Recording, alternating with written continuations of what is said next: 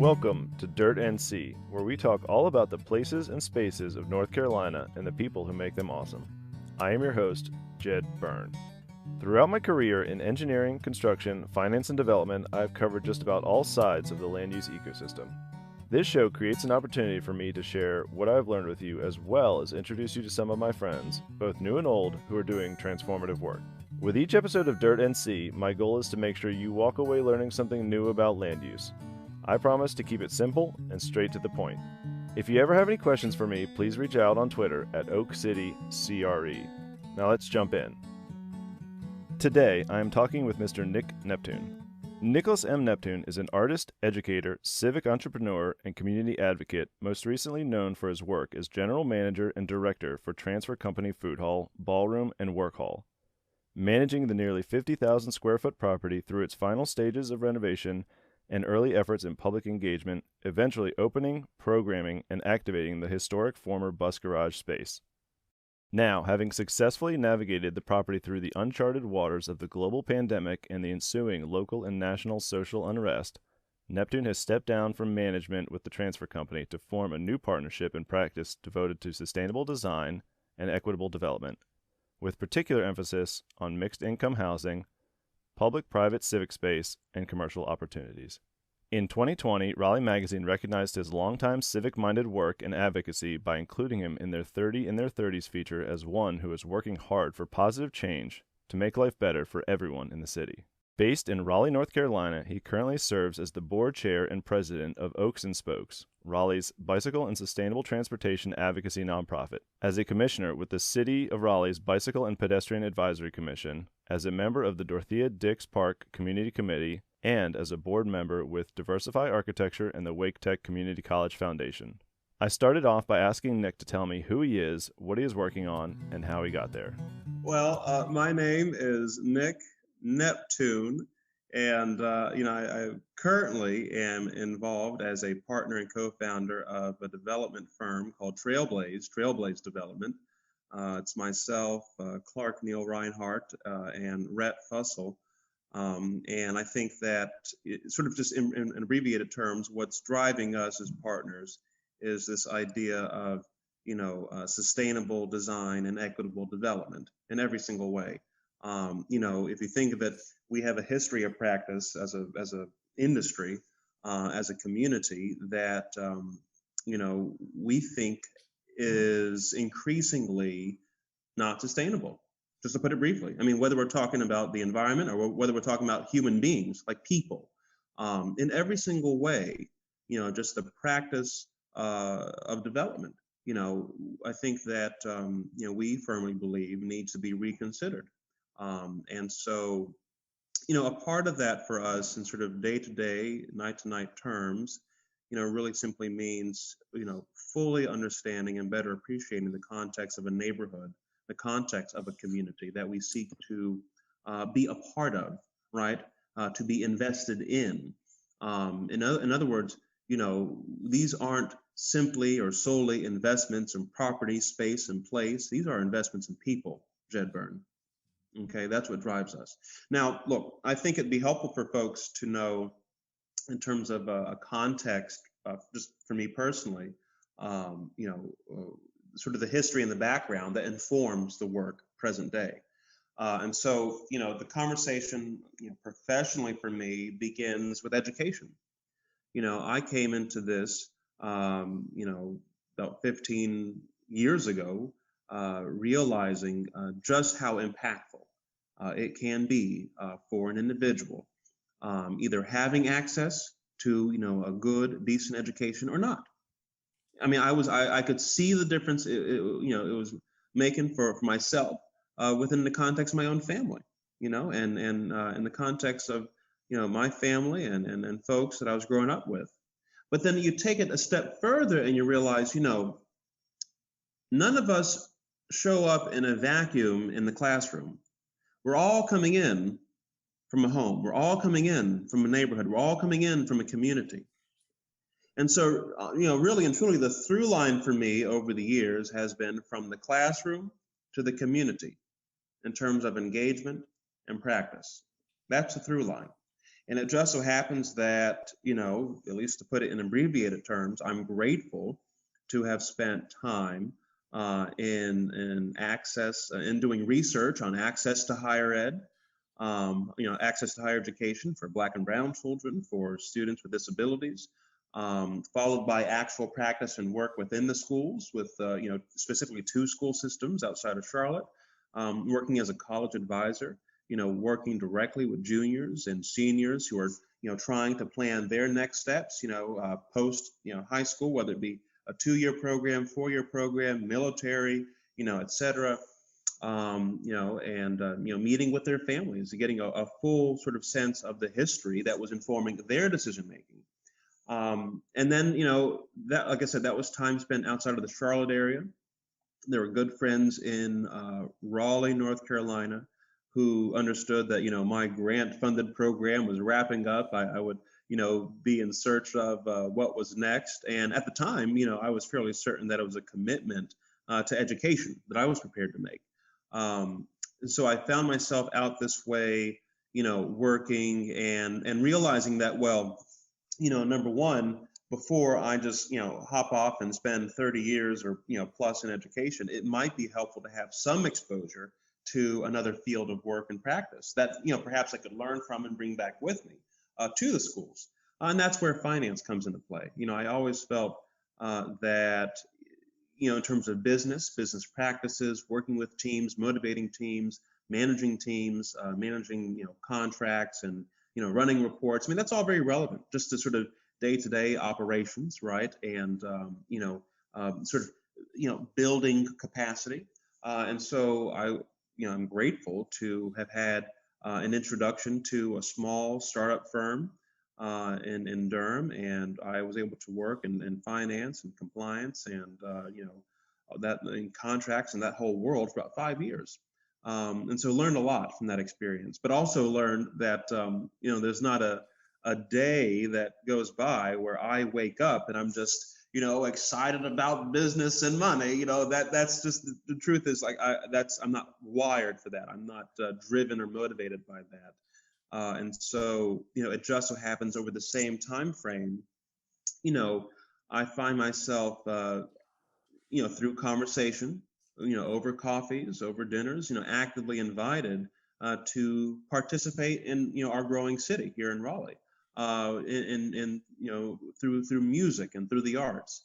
And I embraced it because I love that space. And I specifically was excited about the practice through that space as it relates to, engagement with community, right? In other words, whether it's a restaurant, a bar, a museum, or a park, you can actively create and facilitate space, which involves music, which involves food, which involves beverage, but you can facilitate space so that people are actively encouraged to come through and participate. People feel welcome, they feel embraced, and you're creating this environment where, it's this civic space, right? You're programming space in such a way that conversations are encouraged, not dictated, but they're encouraged.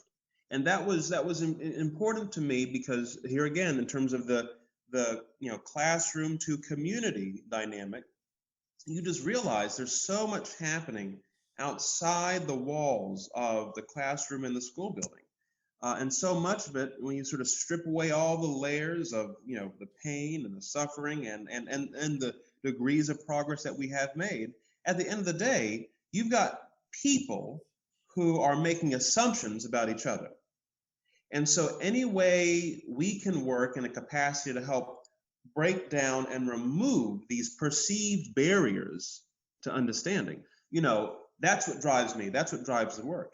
And so over time, I find myself, stepping away from the finance role and truly investing myself, my time, my energy, my resources here in Raleigh. So that was, in partnership with others, opening up a creative, design studio, which I think, technically probably would be my first real foray into, a mix of sort of retail operations and development where, you enter into the space, and you actually got what was at the time a flower shop or sort of a floral, gift shop up front, and then immediately behind it, you've got the span of effectively co-working space. But it was very dedicated and sort of deliberately sort of designed for folks who work in what we would think of as more creative practices, right? So whether it be the actual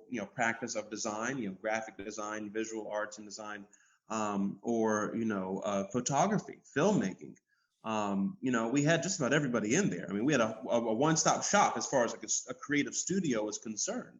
And then immediately behind that sort of creative studio, the sort of bullpen of sorts, you had the floral studio. So all these gorgeous arrangements that were put together by the team with wildflowers. They had their floral studio all the way at the back, and we had that for a few years going. And we got very involved with projects across the city. Projects just all over the map. And but it just so happens it was while serving as a partner, and managing that space, the owner of Transfer Company, Jason Queen, he very kindly, reached out and invited me to a lunch at City Market, at Vic's at City Market. And we had a conversation around, here again, that through line as far as the classroom to the community. He had been through to some events and programs that I had organized, and, we had mutual relationships as it goes, in the city of Raleigh. And, there was a sense that all the programming and the activation of space that I had been involved with various teams, that involved the music, that involved the food and the beverage, that always involved some, type of again, space, a whole host of spaces. He felt like that was directly applicable to the sort of environment that, he had envisioned for Transfer Company Food Hall. And so, you have some back and forth, and you get a feel for the ultimately the values that sort of drive and inform somebody, and you realize, well, look, at the end of the day, when you strip away all the layers, we deeply care about creating an environment where our kids, where our families, where folks young and old feel welcome. Whether they're black, white, brown, we are deeply interested in creating an environment where everyone feels and believes they belong, where you're going to come through, you're going to be treated with dignity, treated with respect, and you're going to have a good time with your friends, your family, your kids, etc. That was especially important because we also understood that the project, in terms of Transfer Company, it was unfolding, through this adaptive reuse, right? This historic property that's been in this neighborhood, this historically, African American neighborhood. You got a property here that's been around for almost 100 years, being redeveloped and turned around in a way to be even more accessible and welcoming to folks from every walk of life, right? But the neighborhood in that context is going through tremendous change. And so, as you can imagine, when you're talking about a historically black neighborhood, well, it's historically black for a reason, right? People were told, not that long ago, like, this is where you get to live. And so now, fast forward, 40, 50 years later, here we are saying, oh, now it's a neighborhood for everybody. Well, it's like, well, hold the phone. You've got folks from the neighborhood who've lived here for decades, for generations, who I think for good reason are skeptical, right, of that premise, of that notion. And so, it's something that, certainly did not escape the attention of the ownership. It certainly didn't escape my attention. But it's also a dynamic where, we're coming into this conversation present day. Mm-hmm. In other words, I'm coming into conversation with this practice in terms of growth, development right now. And I think, one could argue that the mere fact that there's been an invitation, a direct invitation to, truth be told, a young black male, right, effectively from the streets to come through and to, manage a property like this, a 50,000 square foot, multi-million-dollar investment, that's not nothing. And we're not talking after the fact. We're not talking, years from now. We're talking, the property was just about to go through its major renovation, the major build out internally for all the vendor stalls. So now we're a part of that conversation. We're a part of activating that space. We are in conversation with all the individual owners and vendors and operators in, affirming and reaffirming why we're here and why we're committed to doing what we do. And at the end of the day, that common value set really did involve this sense of, everybody's got to eat. Everybody appreciates a good drink. So let's facilitate a communal space where everybody truly feels welcome to do so. We need that more than ever right now at this time. And so, fast forward to present day, I was involved in managing transfer company and oversaw, a renovation, worked with our teams in actually opening the property, managing the property, and then even getting us through the pandemic. And so you think of it, that's been, 3-4 years of practice. I mean, and you come in as GM for the property, you turn around and you suddenly, overseeing the ballroom and the co-working space, which were, additions and, on the property. And it's like, you're just, overseeing everything. And it's like, well, you begin to wonder, can, we transition from a management role to an ownership role? And that's where Trailblaze comes into play, where, you want to try to apply lessons learned from all those collective experiences, right? Again, from classroom to community. You want to apply all those lessons learned, all those collective experiences to, what you understand present day, right? And moving forward to be the needs of a growing and developing community. And that's why I say, and I think we all believe with Trailblaze, that look, we're here to contribute to to the culture and to our communities in every way, shape, and form. So whether we're talking about a project that is, a little sliver of land, an acre or less, or it could be, 8 to 10 acres. At the end of the day, the first question for us is, well, number one, where's the housing? What's the housing solution? Because, yeah, really and truly, we have a growing and developing community. And we are rapidly, running out of housing options, right? So it's and to be very clear, a lot of folks sort of get caught up in the conversation around affordable housing. Well, yeah, clearly we want affordable housing. We want affordability at every level. What we do not need more of is luxury housing. What we need, what we believe we need more of is, truly, mixed income housing opportunities and options. In other words, we've seen the research and the benefits on mixing it up in our schools. We know the benefits of mixing it up in our restaurants and our bars and in our parks. We can deliberately mix it up in our neighborhoods too, and most folks want that. I've been engaged in a lot of conversations over recent years with folks moving into the city, to work for, all these, growing tech firms, whether it's Red Hat, Pendo, IBM, or, here we got Google and Apple knocking at our door about the, land with, thousands of jobs here and there. You've got folks coming in where, they want to live in a community that is truly diverse, right? All ages, all backgrounds, you name it. I mean, there's a sense that, look, that's the nature of the world.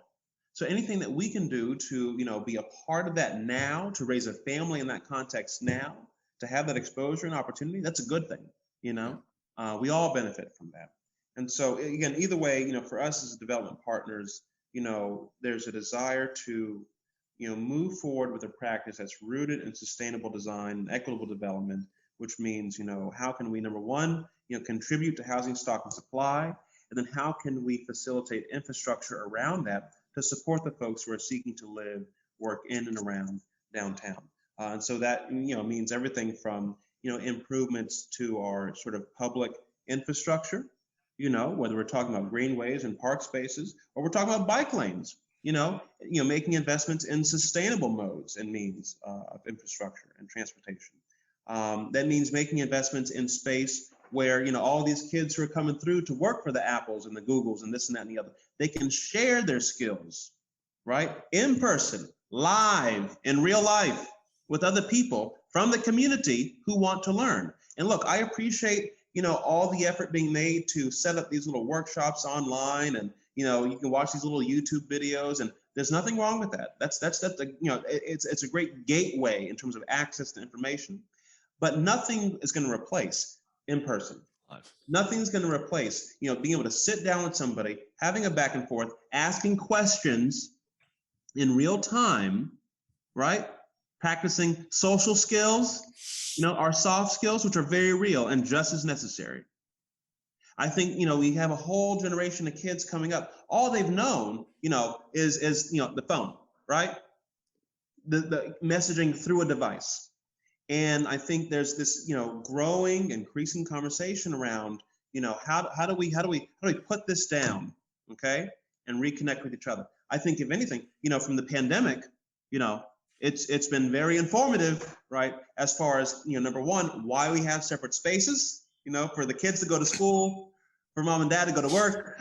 It's really appreciated. I think we appreciate having flexibility, but I also think that even though we appreciate what we can do with technology, again, it's about flexibility. It's about options. It's about having options, right? And I think, we don't want all of one or all of the other. It's really about that confluence of creating options for ourselves, for our communities. That's what drives Trailblaze. That's what's driving the future of development. That's right. Awesome. Well, tell me, if you can, in your experience, and you mentioned this kind of this concept of belonging from a community and development perspective, and mixed use community building. In your experience, what are some lessons learned or some key aspects of making sure, as a development goes forward, as a developer goes forward, that sense of belonging is built into the fabric of the project? I love that question. I think that there's a lot of ways to sort of approach it. I think it's a helpful start to consider who's the audience.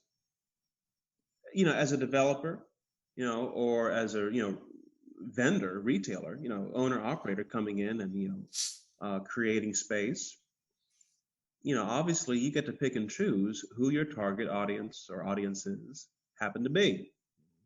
Now, from a food hall context, in all seriousness, it was everybody and anybody. We wanted to create an environment where everyone felt welcome and encouraged to come through to participate. I think for me, the next step with that thought process was in recognizing socially what was happening in terms of the impact in the neighborhood, right? From a development and a growth standpoint. You've got a historic community, right, that's being affected, okay? And just to be very clear, a historically Black community that was being impacted, and not like in a positive way, right, by all the growth, all the development.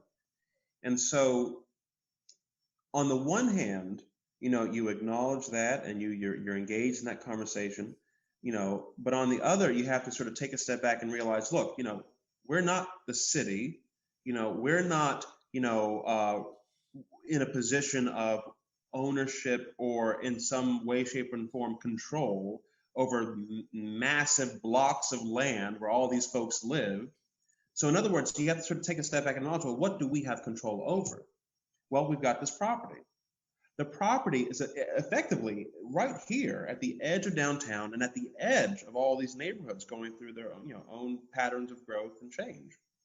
And so how can we serve as a bridge between the two, as a place where old neighbors get to meet new neighbors get to meet old?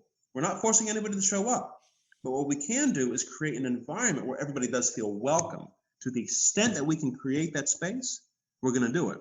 So what does that mean? So here again, if we know out of the gate that our Black and brown communities are, again, being impacted and perhaps unsure as to whether or not truly welcome, well, then anything we can do to create a space where, that is not in question, that's what we're going to do. And so in all seriousness, there's a whole host of ways to approach it. Number one, I think people, okay, regardless of where they're coming from, black, white, or brown, people need jobs today. And so that's a truth about the property and the opportunity. Every vendor, we got 10 different vendors over here, from seafood to bagels to, a butchery to, the Japanese, Korean to the empanadas. In other words, the vendors are actively going to hire. So why not actively seek to hire from within the neighborhood? So when people do show up, number one, they're going to see a familiar face. Number two, you've got folks from the neighborhood who work at the property who can go back and say, yeah, I'll work over there. Come see me sometime. You know what I'm saying? So you see, like, just as something as simple as that, actively seeking to engage with the neighborhood, right? And to seek to hire from within a neighborhood, within a context where we know people need jobs today. Housing, yes, is an issue, but the ability to afford the house is the issue, right? And the ability to continue to afford to stay in the house, that's the issue. Now, look, that's all sort of, those are greater dynamics beyond us specifically, but we can at least be a part of that ecosystem in providing folks with access to jobs that are needed right now. That's just getting started. Number two, there's a truth that socially, culturally, black and brown people have been again, the truth of it, historically denigrated, degraded, made to feel less than. So if you can operate in an environment where folks come through and they might hear music that is familiar, that is uplifting, that is encouraging, hey, that's a good thing, right? If you can operate in an environment where the art on the walls perhaps comes from within the community, right? If there are local artists, right, who are actively seeking to paint and depict and sort of give a visual that's positive, again, of a community, that too makes a difference. So as a real example, we had J. Cole he was in the middle of organizing his Dreamville Music Festival over at Dix Park, right around the same time we were opening the property. As it relates to that music festival, there was a lot of artwork, right, created by local artists for that festival. When the festival was over, one of the teams involved in setting up that artwork, they reached out because of a pre-existing relationship, right? Because I've worked in art and design previously, so the teams reach out and they say, hey, we got all this artwork that's going to either end up in storage or, God forbid, in the trash. Would you all be interested in potentially hosting some of the artwork? Absolutely. Absolutely. Because let me tell you, some of the artwork depicted, artists from the hip hop community. Some of that artwork, again, it was created by local artists, black, white, and brown. And what really resonated with me was just all of that. All of that. We have artwork coming from kids who created that right here in our backyard. We have artwork depicting folks in a very positive way that are going to be recognized by folks, old and young. And as it happens, once we install that artwork, I cannot tell you how many folks I saw coming through, again, from 8 to 80, taking pictures with the artwork, getting their little selfies and all that kind of stuff going. I mean, it was just, and, you can't fake that energy. Yeah. You can't fake that energy. So imagine coming into a space, seeing familiar faces behind, every counter, seeing art on the walls that you love, right? Hearing music that makes you feel good.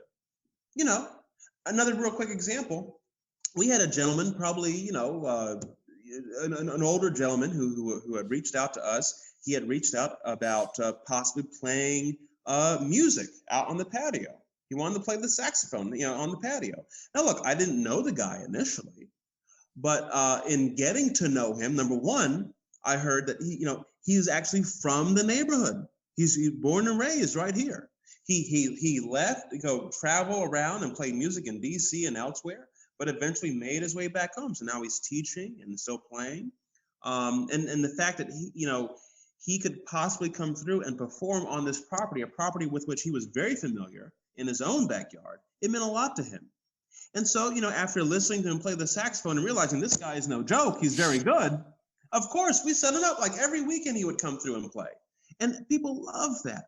I can't tell you how many folks came through, black, white, and brown, who would just come through to see Dantes Harris playing the saxophone on a Friday or Saturday night. I mean, and people would break out into song. They would start dancing on the patio. I mean, you can't fake that energy, that sense of community. You hear what I'm saying? I do. Young, old, black, white, friends, family, that's the kind of space that we created here. But it's in the context of the community. So, to sort of take this out, sort of removing this from the transfer specific context, I think for any developer who is, seeking to, truly make a contribution to whatever sort of neighborhood or context in which they're trying to develop, well, look, it's incumbent on you to get a feel for where are we setting up shop?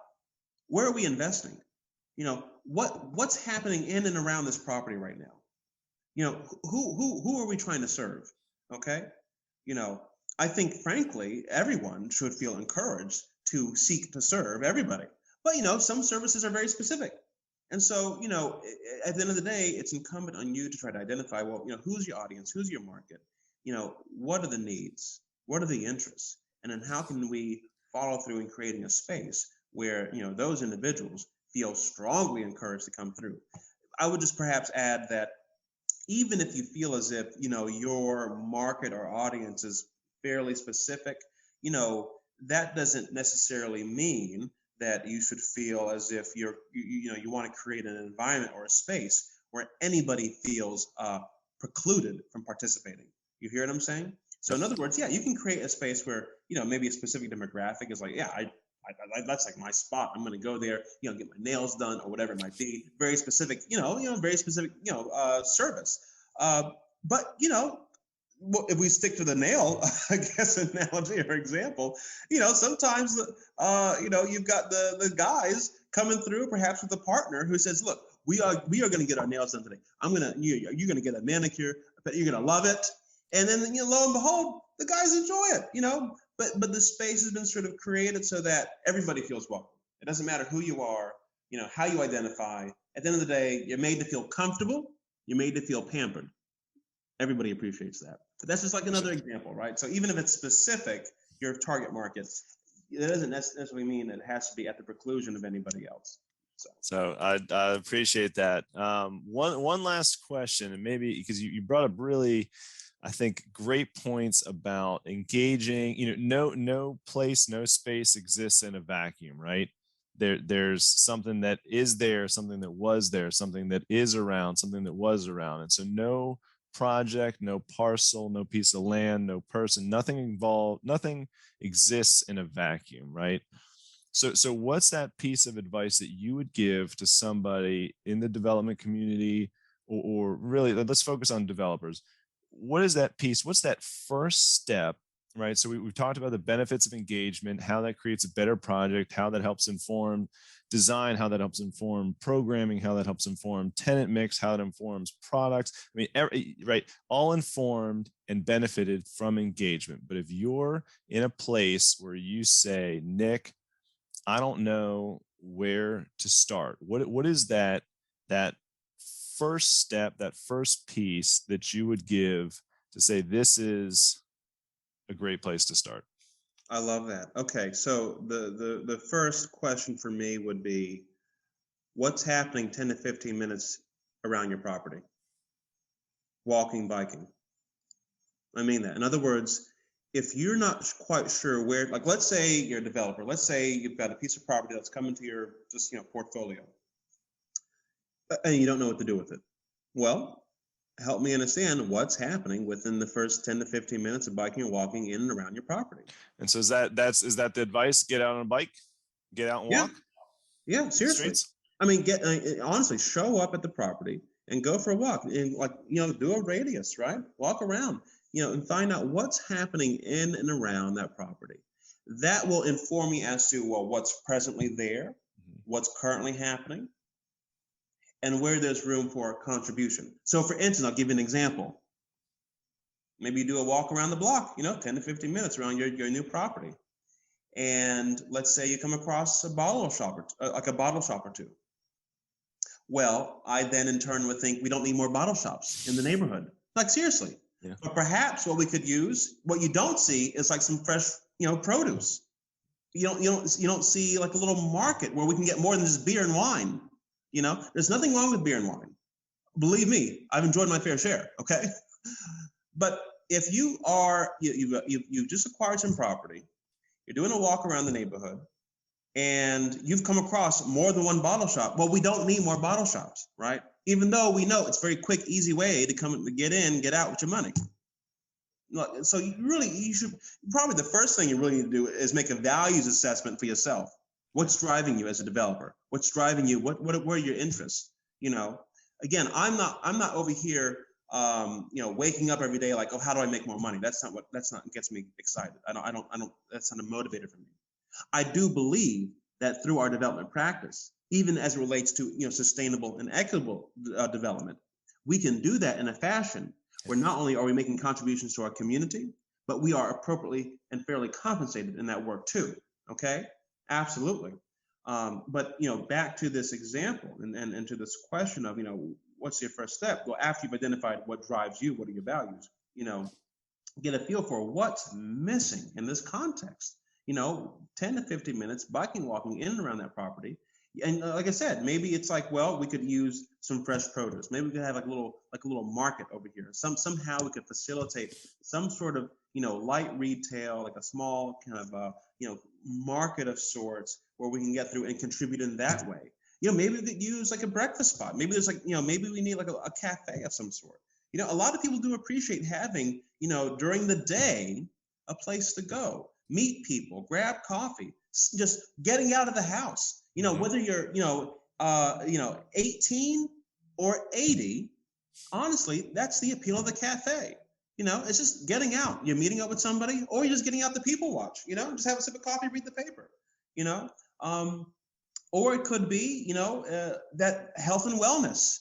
Right here again, COVID-19, the pandemic.